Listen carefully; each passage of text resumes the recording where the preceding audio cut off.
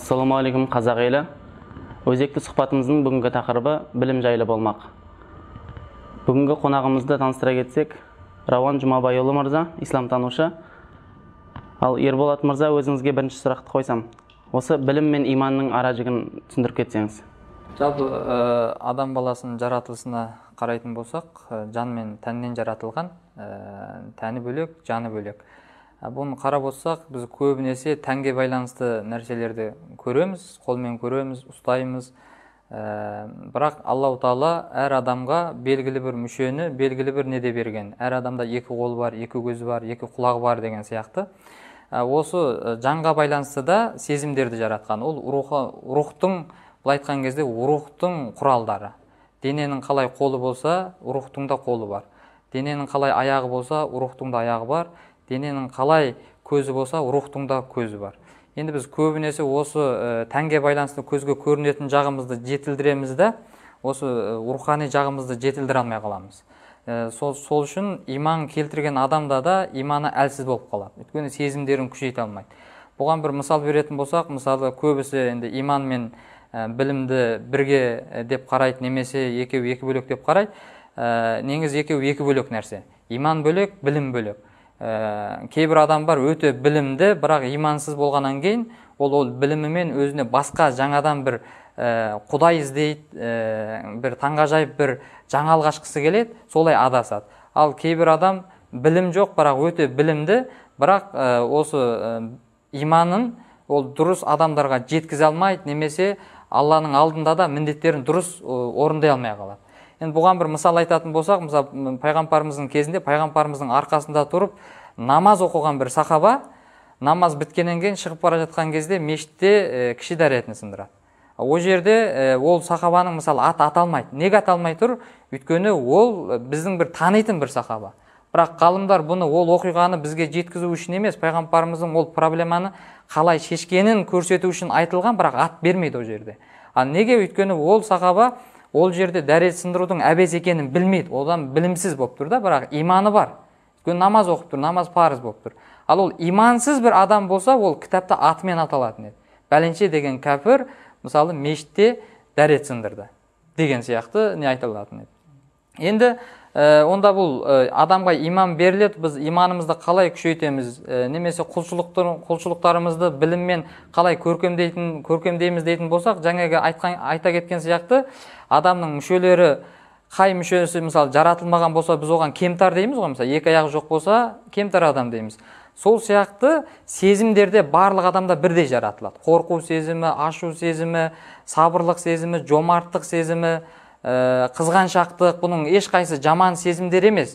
Ал бұны сіз қолыңызды ұрлыққа қолдансаңыз, дұрыс емес істе қолданған сияқты, сезімді де дұрыс емес жерде қолдансаңыз, ол жаман сезім болып қалыптасып қалған.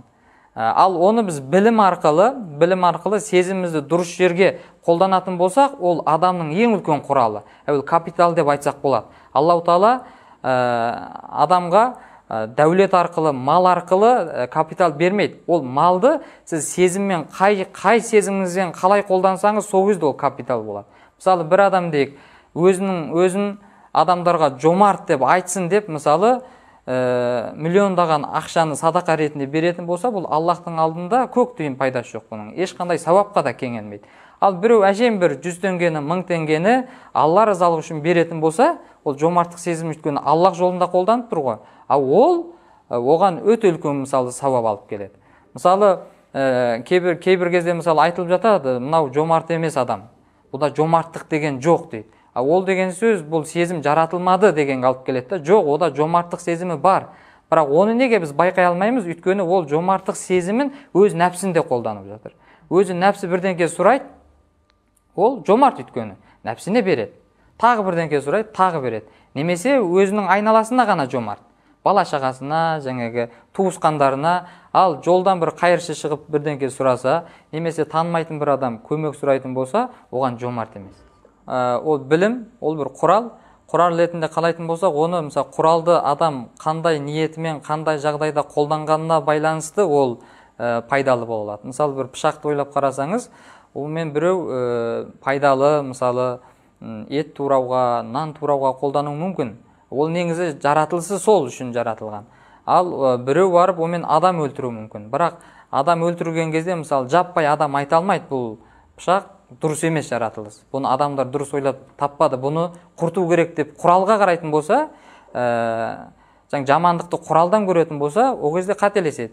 Бізде мысалы көбінесе мысалы достарымыз болсын, әке-шешеміз болсын, қателесетін нәрсеміз сол адамның жасаған күнәсіне емес, біз адамға тікелей қараймыз. Мысалы біреу жаман күнәлі нәрсе істейтін болса, біз оны жаман адам деп санаймыз. Жоқ, ол жаман адам емес, оның жасаған күнәсі жаман.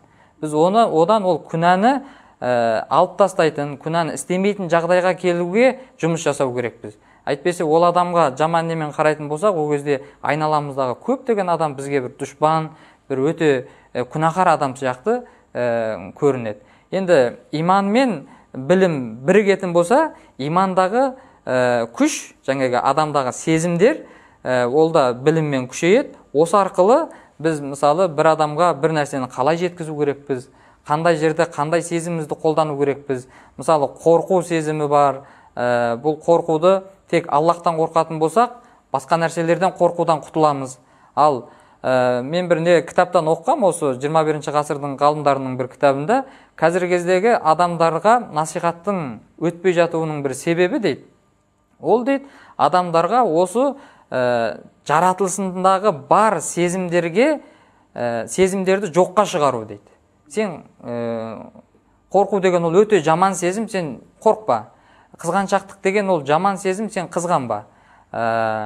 Мысалы, тағы қандай, мысалы, дұшпандық, оған сенде дұшпандық жасама дейді. Жоқ, онда дұшпандық деген адамда сезім болмаса, мен шайтанға қалай дұшпан бола алам? Кәпірлерге қалай дұшпан бола алам? Өз нәпсіме қалай дұшпан болам? Онда осының ара-жігін ажыратып беретін бізде ол не? Ол білім. Біліммен ғана не жасаймыз. Енді тағы бір нәрсе айта кетейін, ол да білімді адам мен білімсіз адам. Мысалы, қазіргі кезде сіз қарап болсаңыздар, кішкентай 5-6 жастағы баланың қорқпайтын нәрселері бар. Мысалы, ұзақтан түнде мысалы келе жатқан бір поезді ойлап қараңыз. Алдында жарығы бар, бірақ артында 70-80 вагон сүйретіп келе жатыр. Бұдан қазіргі уақыттағы 5-6 жастағы бала қорқпайды. Ол ұзақтан қарайды да бұның поезд екенін біледі. Ал сіз осыдан 500 жыл бұрынғы ең батыр деген адамды әкеп сол далаға қойып ұзақтан поезд келе жатқанын көрсететін болсаңыз, ол одан қашуы мүмкін, қорқуы мүмкін. Неге? Өйткені ол поезден хабары жоқ. Ол білімсіздік. Ол оны танымайды. Сол сияқты қазіргі кездегі адамдарда намазда неге қорқып жатыр? Өйткені намазды білмейді не екенін. Оразада неге қорқып жатыр? Оразаның не екенін білмейді. Ал білім арқылы біз оразаның не екенін білсек, онда оған қарай жүгіретін едік. Қазіргі кезде намаз деген адамдардың бір уақытын алып қоятын бір өте жаман нәрсе сияқты көрініп жатыр.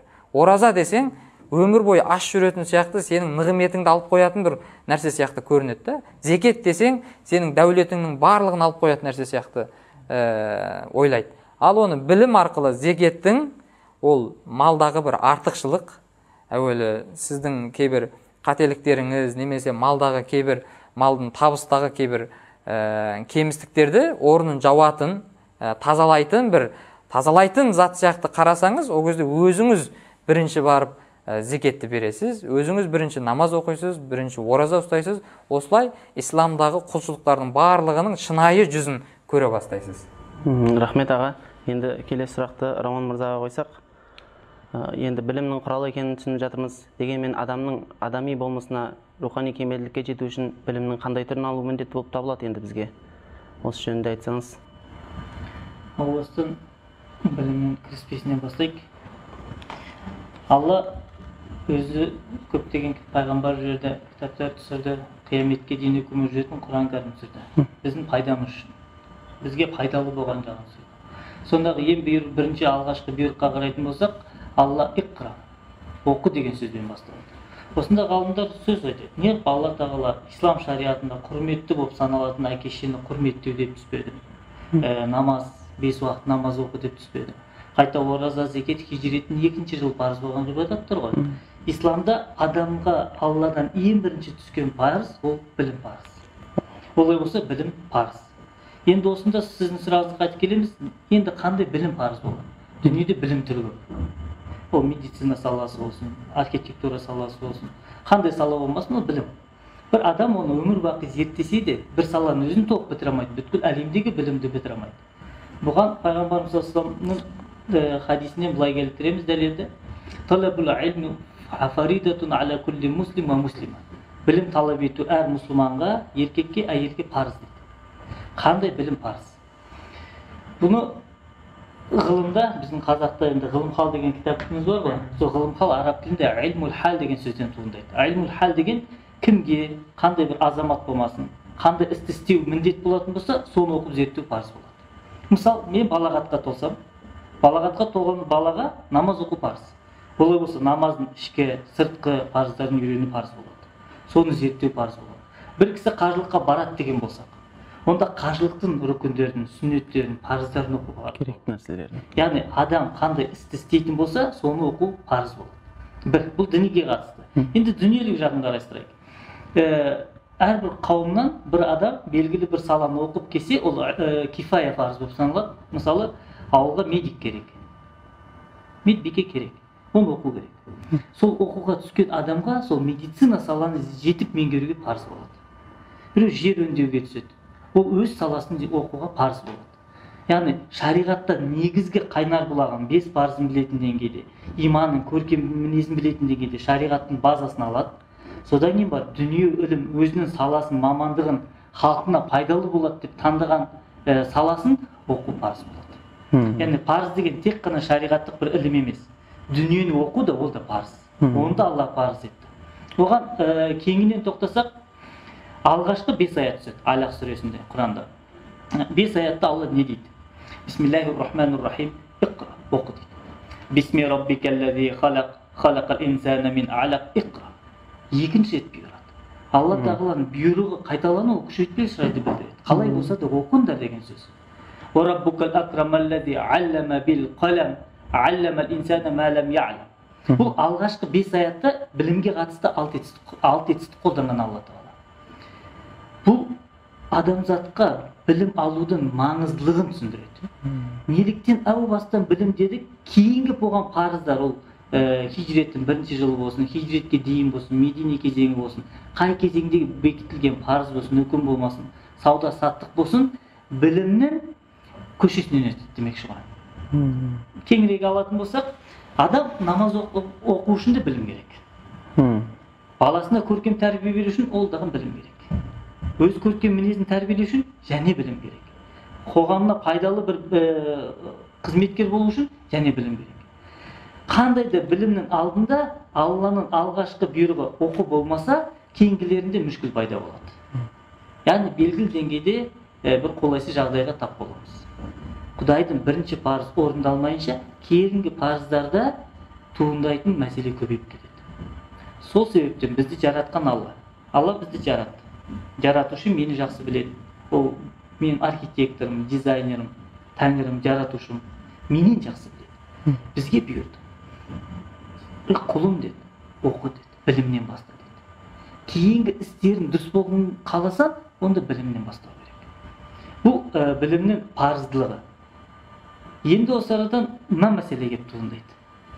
Білім деген ау бастан ол не? Және жоғарыда айттық, ол бір құрал дедік. Алланың бір белгілі жаратқан нәрсесі дедік. Оған мынандай мысалмен тоқтаған дұрыс болар. Егер Алла тағала дүниені жаратқан кезде белгілі бір жоспар берді. Ей, дүние қуғаннан қашқа, сенен қашқанға бар дегендей. Денсаулықтың да бір жоспары бар, программасы. Ол суық болған кезде ауырып қалу мәселесі, адам сақтанбаса. Олай болса, білімнің де бір жоспары бар. Адамзатқа Алладан берілген ең үлкен нығмет иман деген болсақ, онда екінші деңгейде білім тұрады екен. Білім арқылы адамзат белгілі деңгейде қараңғы бөлмеде нұрландыратын иман жүз болса, дүниелік физикалық әлемде адамзаттың көкжиегін кеңейтетін ол да және білім. Бұл білімнің парыздылығы, Құранмен бекітілген, хадистен дәлелденген, қалай болса да әр саналы адам білім іздеуге міндетті. Енді осы арадан және бір мәселе туындайды. Не үшін? Оның қандай бір және пайдасы бар? Екінші нығмет болумен қатар. Алла тағала Бақара сүресінде періштелерін жинаған кезде Бисмиллахир-рахманир-рахим инни жаилун фил арди халифа дейді.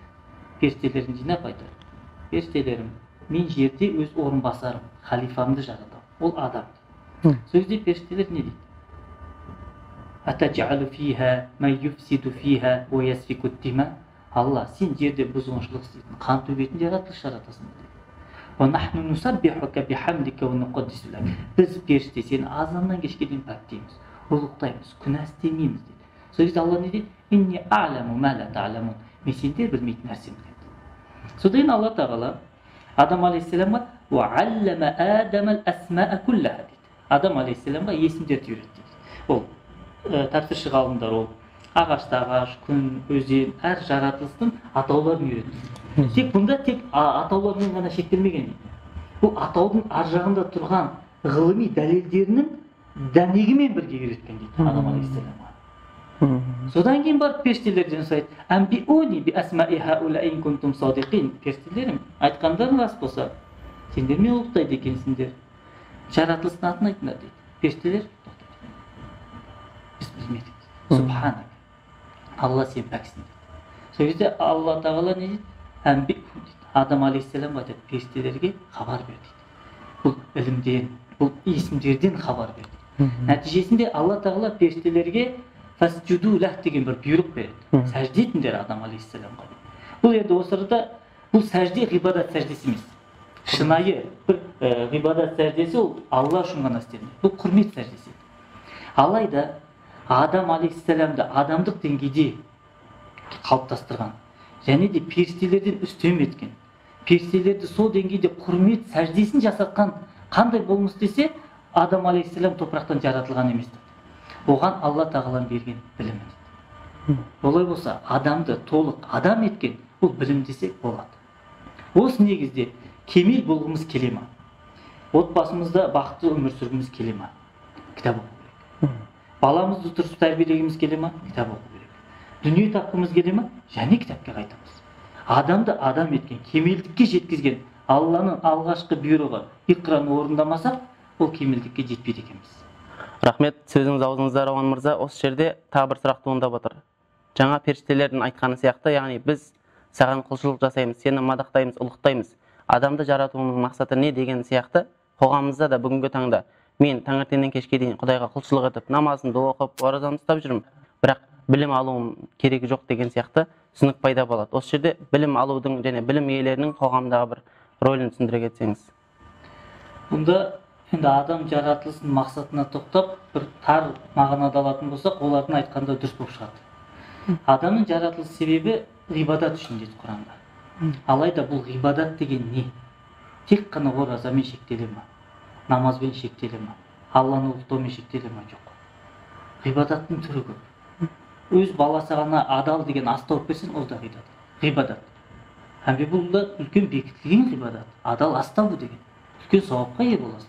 Бұған да білім арқылы жетесің. Ислам дінінің ұраны ол басқалардың бақытты өмір сүру үшін өмірінде пида ету, яғни пайдалы болу. Пайғамбарымыз саллаллаху алейхи вассалам айтады ғой: «Хайрун нас анфаухум линнас». Адамдардың ең жақсысы кім? Адамзатқа пайдалысы. Ал кім пайдалы? Білімді адам пайдалы ма, білімсіз адам пайдалы ма? Әрине білімді адам пайдалы. Олай болса, адамзатқа пайдалы болу үшін, адамзатқа пайдалы болудың өзі бір үлкен ғибадат. Әке-шешесіне пайдалысың ба? Ғибадат. Халқына пайдалысың ба? Ғибадат. Достарына пайдалысың ба? Ғибадат. Туыстарының арасында беделің бар, бір ақиқатты айтып, бір сөз өткізетіндей бір пайдалы жансың ба? Ол да үлкен бір ғибадат. Қандай да бір іс, ғибадатты біз тек қана 5 парызбен шектеуіміз қате болады. Ғибадат деген ол Омар радиаллаху анхудан еврейлардың өз дәуірінде сұрағаны сияқты ғой. Сенде қанша уақыт ғибадат етесің дегенде, бір тәулік 24 сағат дейді. Қалайша дейді. Мен дейді тұрам, сүннет бойынша азығым ішем, ғибадатымды істеймін, жұмысыма барам. Қандай да бір әрекет істесем, Алланың разылығы үшін, халқыма пайдалы болсын деп, қандай бір іс істесем, ол ғибадат дейді. Ислам дінінің кеңдігі осында. Әрбір әдеттегі ісімізді ғибадатқа айландыруға болады, ниет арқылы. Нәтижесінде бұл ғибадат халыққа пайдалы болу деген білімнің нәтижесінде көптеген пайдаға жетеміз. Мысал айтайық, бір адам ұшақ шығарды. Ол білімнің нәтижесінде пайда болды ғой. Бір тонна темір алды делік, пластикі бар. Қалай болса да білім қосылды, ол ұшақ болды. Ұшақ деген ең бізге жақын мысалды айтсақ, қажылыққа апарып келеді, жоқ дегенде. Туыстарының қарым қатынасын етеді, басқа қалаға апарып келеді. алыс жолдардан тез жылдам хабар алдырады, абай атамыздың тілінде айтсақ. Олай болса бұл білімнің нәтижесінде болған, бұл халыққа пайдалы нәрсе. Бұл білімнің мыңдаған адамға бір уақытта әсер етудің нәтижесі. Бұл үлкен бір ғибадат. Адамға тек қана періштелердің айтқандай біз сені ұлықтаймыз, азаннан кешке дейін сәжде істейміз деген ғибадатты бір тар мағынада емес. Оны Адам алейхиссаламның потенциалы, айтайық, ғылыми бір потенциалы, бір уақытта жеке басы емес Алламен, бүткіл миллион деген халыққа бірден пайда болу арқылы ғибадат етуге білімнің жолымен ғана барған. Басқа бір себеп жоқ. Сол себептен білімнің артықшылығы өте ерекше. Басқа жаратылыстардан. Әрине, білім енді иман нығметінен төмен тұрар бәлки. Ол солай ақиқатында ең қымбат нығмет Алладан берілген иман десек, онда екінші кезекте білім тұрады. Бұл өте маңызды мәселе.